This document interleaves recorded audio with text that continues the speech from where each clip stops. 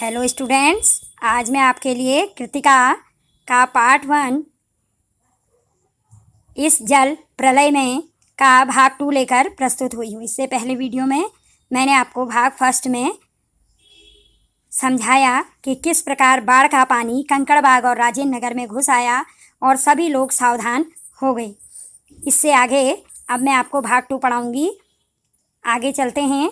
मैंने गृहस्वामिनी से पूछा कि गैस का क्या हाल है, बस उसी का डर है। लेखक कह रहे हैं कि मैंने अपनी पत्नी से पूछा कि गैस अभी कितनी है, तो उन्होंने कहा कि इसी का डर है, शायद ख़त्म होने वाली है, लेकिन अंदाज़ा है 1 या 2 दिन कोयला है, स्टोव है, मगर किरासन मीन्स मिट्टी का जो तेल होता है वो 1 ही बोतल है। फ़िलहाल बहुत है। बाढ़ का भी यही हाल है। मीटर उटर की तरह कोई चीज़ नहीं होने से पता नहीं चलता कि कब आ धमके। लेखक ने कहा जैसे गैस का हाल है वैसे ही बाढ़ का भी हाल है। सारे राजेंद्र नगर में सावधान सावधान ध्वनि कुछ देर गूंजती रही। ब्लॉक के नीचे की दुकानों से सामान हटाए जाने लगा, क्योंकि पानी अब राजेंद्र नगर में घुसने वाला था, तो सभी लोग अपने दुकानों में सामान को हटा रही थी। मेरे फ्लैट के नीचे के दुकानदार ने पता नहीं क्यों इतना कागज़ इकट्ठा कर रखा था। एक अलाव यानी कि एक आग उसने उसमें लगा दी। हमारा सारा कमरा धुएं से भर गया। सारा शहर जगा हुआ है। पश्चिम की ओर कान लगाकर सुनने की चेष्टा करता हूँ। हाँ, पिरमुहानी या सिलिमपुरा, आहरा अथवा जनक किशोर, नवल किशोर रोड की ओर कुछ हलचल की आवाज़ आ रही है। 1-1:30 बजे रात तक पानी राजेंद्र नगर पहुँचेगा। शायद लोगों का अनुमान है कि 1:30 बजे तक राजेंद्र नगर के अंदर पानी आ जाएगा। सोने की बहुत कोशिश की। लेखक कह रहे हैं मैंने सोने की बहुत कोशिश की, लेकिन नींद आएगी भी नहीं। कंपोज की टिकियाँ अभी तक नहीं। कुछ लिखूं, किंतु क्या लिखूं? कवि कह रहे हैं कि मैं सोच रहा था कि मैं कविता लिखूं, लेकिन क्या लिखूं समझ में नहीं आ रहा था। शीर्षक बाढ़ आकुल प्रतीक्षा धत। नींद नहीं, स्मृतियाँ आने लगी थी। लेखक कह रहे हैं अब मुझे नींद नहीं, बल्कि मेरे आँखों के आगे बाढ़ के स्मृतियाँ, यादें आने लगी थी, चलचित्र के बेतरतीब दृश्यों की तरह। 1947 मनिहारी, तब पूर्णिया, अब कटिहार जिला के इलाकों में गुरुजी स्वयं सतीनाथ भादुड़ी के साथ गंगा मैया की बाढ़ से पीड़ित क्षेत्र में हम नाव पर जा रहे हैं। चारों ओर पानी ही पानी, चारों ओर पानी ही पानी। दूर एक द्वीप जैसा बालूचर दिखाई पड़ा। हमने कहा वहाँ चलकर जरा चहलकदमी करके टांगें सीधी कर लें। भादुड़ी जी कहते हैं किंतु सावधान, ऐसी जगहों पर कदम रखने के पहले यह मत भूलना कि तुमसे पहले ही वहाँ हर तरह के प्राणी शरणार्थी के रूप में मौजूद मिलेंगे। और सचमुच चीटे से लेकर सांप, बिच्छू और लोमड़ी सियार तक यहाँ पनाह ले रहे थे। भादुड़ी जी की हिदायत थी कि हर नाव पर पकाही घाव, पानी में पैर की उंगलियां सड़ जाती हैं, तलुओं में घाव हो जाते हैं, कि दवा, दियासलाई, डिबिया, किरासन तेल रहना चाहिए। और सचमुच हम जहाँ जाते खाने पीने की चीज़ों से पहले पकाई घाव की दवा और दियासलाई की मांग होती। यानी कि लेखक कह रहे हैं मुझे उन दिनों की याद आई जब मैं बाढ़ पीड़ितों की मदद करने के लिए स्वयं जाता था। तो उन दिनों हम क्या करते थे, जो हमारे साथ आचार्य थे भादुड़ी जी, वो कहते थे कि सबसे पहले हमें अपने लिए किरासन, दियासलाई, डिबिया, बाढ़ के आने से पहले किरासन का तेल और कुछ दवाएं, मतलब घावों पर लगाने वाली दवाएं, ये सब की मांग होती थी। यानी कि ये सब हमें अपने पास रख लेना चाहिए, जिन सब की आवश्यकता होती है। तो वह सब लेखक को याद आ रहा था। 1949 उस बार महानंदा की बाढ़ से घिरे वापसी थाना के एक गांव में हम पहुंचे। आगे लेखक को याद आ रही है 1949 में, उस समय जब महानंदा की बाढ़ आई थी, तब भी एक गांव में हम पहुंचे। लेखक मदद के लिए, पीड़ितों के मदद के लिए वहां जाते थे। हमारी नाव पर रिलीफ के डॉक्टर साहब थे, यानी कि एक डॉक्टर को हम साथ लाए थे। गांव के कई बीमारों को नाव पर चढ़ाकर कैंप में ले जाना था। एक बीमार नौजवान के साथ उसका कुत्ता भी कुई करता हुआ नाव पर चढ़ आया।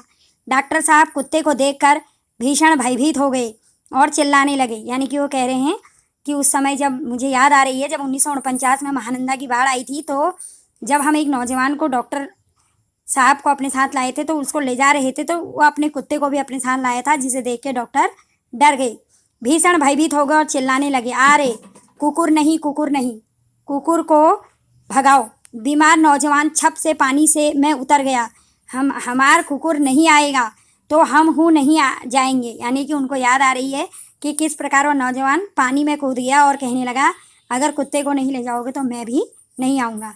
फिर कुत्ता भी छपाक पानी में गिरा, हमारा आदमी नहीं जाएगा तो हम हूँ नहीं जाएगा।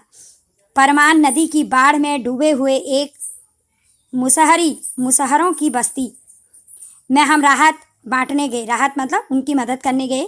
खबर मिली थी कि वह कई दिनों से मछली और चूहों को झुलझा कर खा रहे हैं। यानी कि मतलब गांव में इतना पीड़ित थे कि खाने के लिए कुछ नहीं था और मछली और चूहों को ही खा रहे थे, किसी तरह ही जी रहे थे। किंतु टोले के पास जब हम पहुँचे तो ढोलक और मंजीरा की आवाज़ सुनाई पड़ी। जाकर देखा कि ऊंची जगह मचान बनाकर स्टेज की तरह बनाया गया है, बलवाही नाच हो रहा है। यानी कि लोग इतनी परेशानी में भी आनंद ले रहे हैं, यानी कि अपना मनोरंजन कर रहे हैं। लाल साड़ी पहनकर काला कलूटा नटुआ दुल्हनी का हाव भाव दिखला रहा था। यानी वह धानी घर छोड़कर मायके भागी जा रही है और उसका घरवाला पुरुष उसको मनाकर राह से लौटाने गया है। इस तरह का वो वहाँ पर गाना और डांस कर रहे थे। इस पद के साथ ही ढोलक पर द्रुत ताल बजने लगा। धागिड़ धागिड़ चौके के चकधुम चकधुम, इस तरह की ध्वनि लोगों में आ रही थी। मतलब बाढ़ आने के बाद भी लोग अपना मनोरंजन इस तरह कर रहे थे। आगे, कीचड़ पानी में लथपथ भूखे प्यासे नर नारियों के झुंड में मुक्त खिलखिलाहट लहरें लेने लगी हैं। हम रिलीफ बांटकर भी ऐसी हंसी उन्हें दे सकेंगे क्या? यानी कि लेखक ने कहा, जैसा ये कर रहे हैं हम तो उनकी मदद करके भी ऐसी हंसी उन्हें नहीं दे पाएंगे। शास्त्री जी आप कहाँ हैं? बलवाही नाच की बात उठते ही मुझे अपने परम मित्र भोला शास्त्री की याद हमेशा क्यों आ जाती है। यह एक बार 1937 में सिमरवनी शंकरपुर में बाढ़ के समय नाव को लेकर लड़ाई हो गई थी।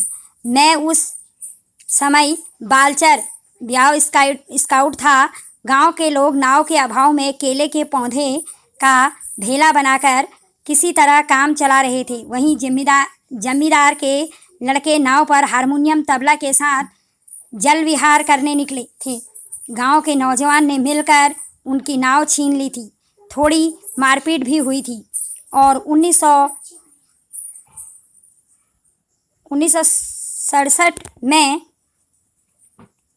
जब पुनपुन का पानी राजेंद्र नगर में घुस आया, एक नाव पर कुछ सजे धजे युवक और युवतियों की टोली किसी फिल्म में देखे हुए कश्मीर का आनंद घर बैठे लेने के लिए निकली थी। नाव पर स्टोव जल रहा था, केतली चढ़ी हुई थी, बिस्कुट के डिब्बे खुले हुए थे। एक लड़की प्याली में चम्मच डालकर एक अनोखी अदा से नेस कैफ़े के पाउडर को मथ रही थी, एस्प्रेसो बना रही थी शायद। दूसरी लड़की बहुत मनोयोग से कोई सचित्र और रंगीन पत्रिका पढ़ रही थी।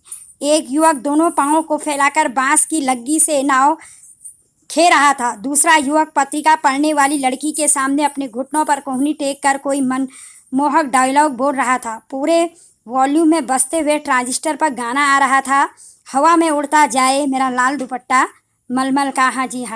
हमारे ब्लॉक के पास गोलंबर में गांव पहुंची थी कि अचानक चारों ब्लॉक की छतों पर खड़े लड़कों ने एक ही साथ किलकारियों, सीटियों, भभत्तियों की वर्षा कर दी और इस गोलंबर में किसी भी आवाज़ की प्रतिध्वनि मडरा कर गूंजती है। सो सब मिलाकर स्वयं ही जो प्रतिध्वनि संयोजन हुआ, उसे बड़े से बड़े गुणी संगीत निर्देशक बहुत कोशिश के बावजूद नहीं कर पाते। उन फूहड़ युवकों की सारी बातें तुरंत छूमंतर हो गईं और युवतियों के रंगे लाल लाल ओंठ और काले गाल काले पड़ गए। नाव पर अकेला ट्रांजिस्टर था जो पूरे दम के साथ मुखर था। नैया तोरी मझधार होशियार होशियार। इस तरह मतलब वो लोग अपना मनोरंजन कर रहे थे। जो सारी चीज़ें आपको यहाँ पर बताई जा रही हैं, ये लेखक को याद आ रही है कि वो जब जब बाढ़ पीड़ितों की मदद के लिए गया तो वहाँ लोगों ने क्या क्या प्रक्रियाएं की। 1967 में जब वह गए, बाढ़ आई थी, तो जब वहाँ गए तो कैसे लोगों ने सब कुछ होते हुए भी अपना मनोरंजन लोग कर रहे थे, दुखी नहीं थे। नैया तोरी मझधार होशियार होशियार, काहो राम सिंगार पनिया आ रहलो है, उहू न आ रहलो है। 2:30 बज गए मगर पानी अब तक आया नहीं, लगता है कहीं अटक गया। यानी कि लेखक कह रहे हैं कि पूरा 2:30 बज गया था, मैं स्मृतियों यानी कि यादों में ही खोया हुआ था।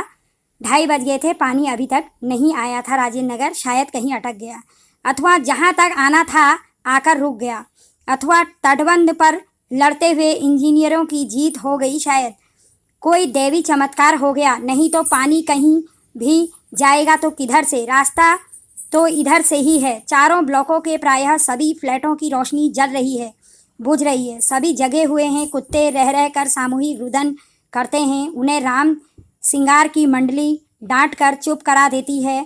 चौप चौप। मुझे अचानक अपने उन मित्रों और स्वजनों की याद आई जो कल से ही Pataliputra colony Shri Krishnapuri boring road के अथाह जल में घिरे हैं। जितेंद्र जी, विनीता जी, बापू भैया, इंदिरा जी पता नहीं कैसे हैं, किस हाल में हैं। शाम हो गई। एक बार पड़ोस में जाकर टेलीफोन करने के लिए चौगा उठाया। बहुत देर तक कई नंबर डायल करता रहा। उधर सन्नाटा था एकदम, कोई शब्द नहीं, दुंग फुंग कुछ भी नहीं। बिस्तर पर करवट लेते हुए फिर एक बार मन में कुछ लिखना चाहिए, लेकिन क्या लिखना चाहिए?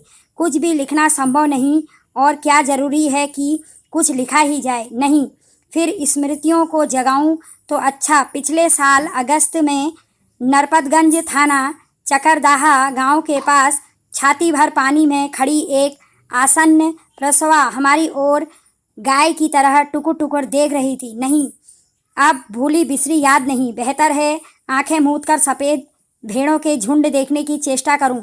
उजले उजले सफ़ेद भेड़ों के झुंड।